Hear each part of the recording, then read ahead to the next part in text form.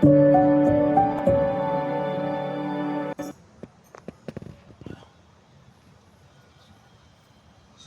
मोर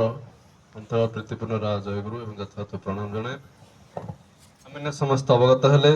आम मोर समस्त प्रिय आपणार बुलू भाई तांकर यही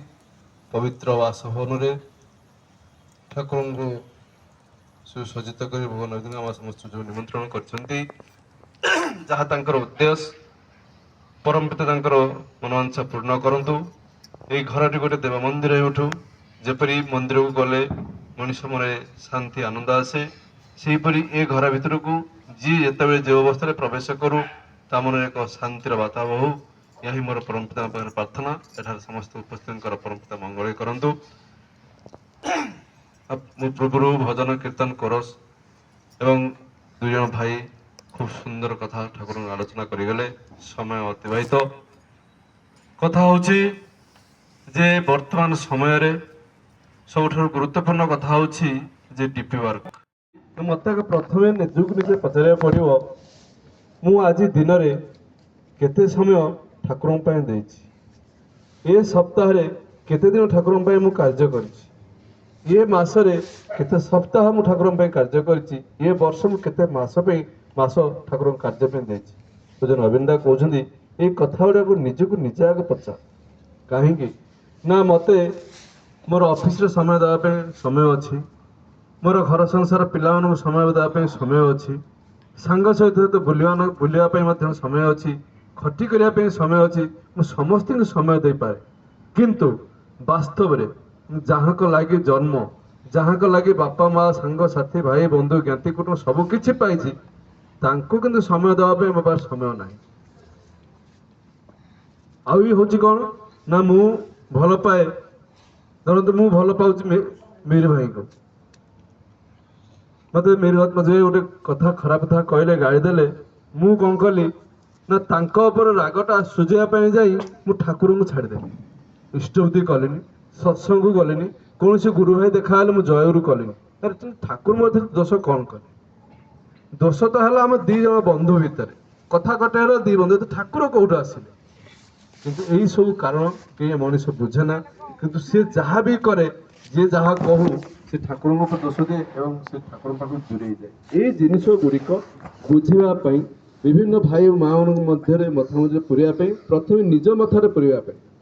यहीटा ही हूँ डीप वर्क आईटा ही हूँ बुलवा आईटा ही हूँ आचार्य देव निर्देश जो कथा मो पूर्व कहते जे आचार्य देवंकर कथाटा को मानिबा ही हूँ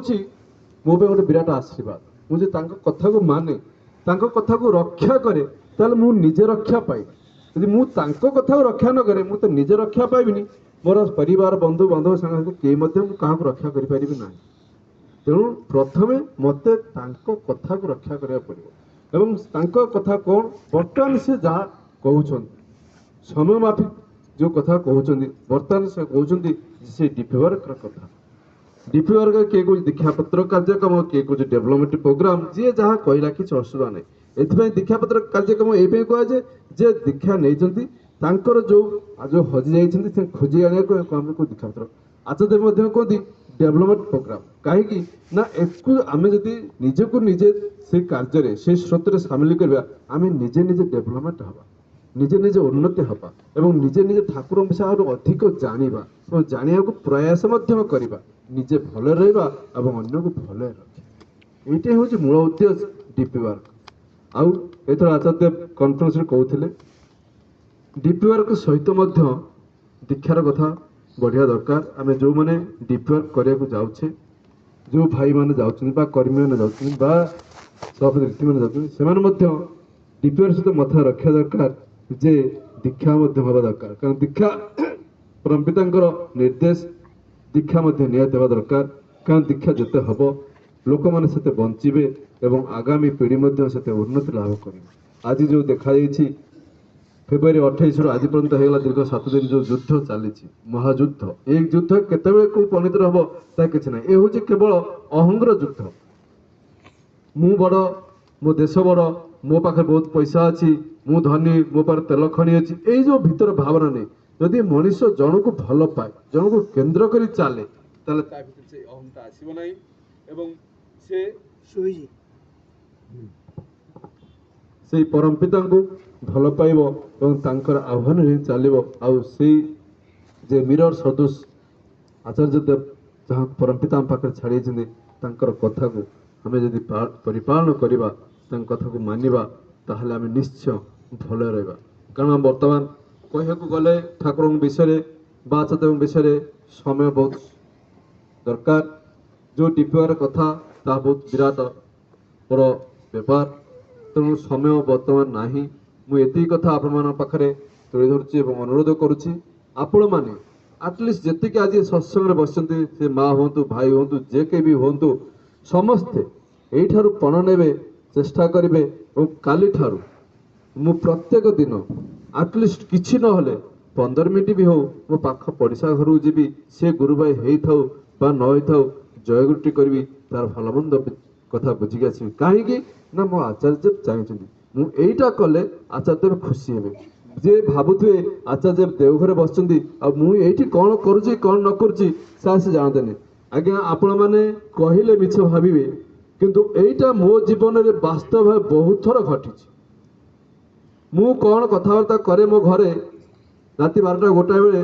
ତା ଆଚାର୍ଯ୍ୟ ଜାଣନ୍ତି। ମୋତେ ଠୁକର ଦେଇଛନ୍ତି ବହୁ ପ୍ରକାର, ବହୁ ଭାବରେ ଆମେ ଦେଖିଛୁ। ତେଣୁ ମୁଁ ବର୍ତ୍ତମାନ ଏଠି ଯେଉଁ ମାଇକ ଆଗରେ ଠିଆ ବକ୍ ବକ୍ ହେଉଛି, ମିଛ କହୁଛି କି ସତ କହୁଛି, ଆପଣମାନେ କେହି ଜାଣନ୍ତିନି, କିନ୍ତୁ ସିଏ ହିଁ ଜାଣନ୍ତି। ଏଇଟା ହେଉଛି ବାସ୍ତବ। ଆଉ ସିଏ ହେଉଛନ୍ତି ପ୍ରକୃତରେ ଅନ୍ତର୍ଯାମୀ, ଅନ୍ତର ବେଦନା ଜାଣନ୍ତି। ତେଣୁ ଆସନ୍ତୁ ଆମେ ସମସ୍ତେ ସେଇ ତାଙ୍କର ଆହ୍ୱାନ, ତାଙ୍କର ଡାକ ଆମେ ଶୁଣିବା। କାରଣ ତାଙ୍କ ଡାକ ଶୁଣି ତାଙ୍କର ସେ ଆହ୍ୱାନ ଯଦି ଆମେ ରକ୍ଷା କରିବା, ତାହେଲେ ଆମେ ନିଜକୁ ରକ୍ଷା କରିପାରିବା। ଏ ଯେଉଁ ଦୁର୍ଦିନ ଆସୁଛି, ତାହେଲେ ଆମେ ନିଜକୁ ରକ୍ଷା କରିପାରିବା ନାହିଁ, ଆମର ଭାଇ ବନ୍ଧୁ ଜ୍ଞାତି କୁଟୁମ୍ବ ପିଲାପିଲି କାହାରି ମଧ୍ୟ ରକ୍ଷା କରିପାରିବାନି। ଆସନ୍ତୁ ସମସ୍ତେ ସର୍ବକଣ୍ଠରେ ଗାଇ ଉଠିବା, ସର୍ବେ ଭବନ୍ତୁ ସୁଖିନଃ, ସର୍ବେ ସନ୍ତୁ ନିରାମୟ, ସର୍ବେ ଭଦ୍ରାଣି ପଶ୍ୟନ୍ତୁ ମା କଶ୍ଚିତ୍।